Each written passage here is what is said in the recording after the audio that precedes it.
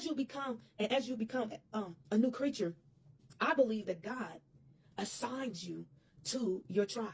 I believe as you become a new creature, God assigns you to your tribe. What do I mean by that? Once you accept Jesus as your Lord and Savior, you start to become, your DNA is changing. You are now considered to be an Israelite, right?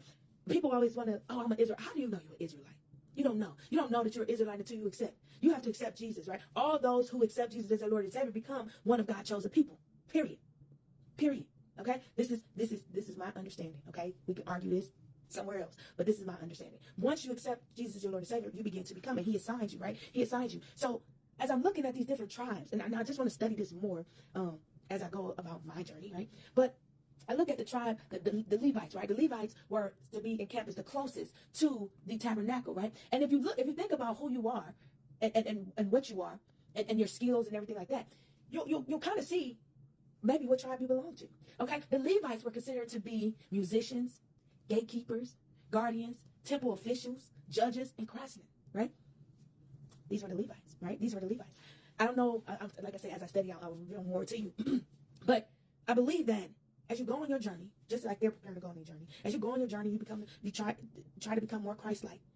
God, I believe you already assigned a true tribe, but you will get an understanding. You will know. You will realize really where you belong. And I can tell you this: there is nothing more empowering than identity. I believe that this is an issue that we're having right now in the world. There is an identity crisis.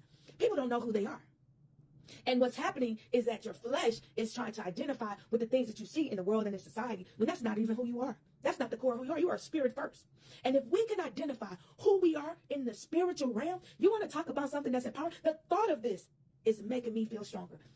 Lord have mercy. The thought of this is empowering me. The thought of me knowing which tribe I belong to is empowering to me. This is why you can look at other cultures and see the pride that they have in their culture, because they are empowered through their identity. They know where their grandfather's grandfather come from. They have culture because of their identity to where they belong in society, in the world, in their place of existence. They have identity. This is the issue with us today. We don't know who we are. We don't have anything to identify with. If you even can look at just in our small place in America, those cultures, those races that have culture that they can identify with, that they have so much more pride. They have so much more togetherness. Say it the way He's showing it to me, Lord. If you would just walk this thing out. Continue to try to understand who God is and to be more Christ-like and to show up more Christ-like. He will reveal to you who you truly are.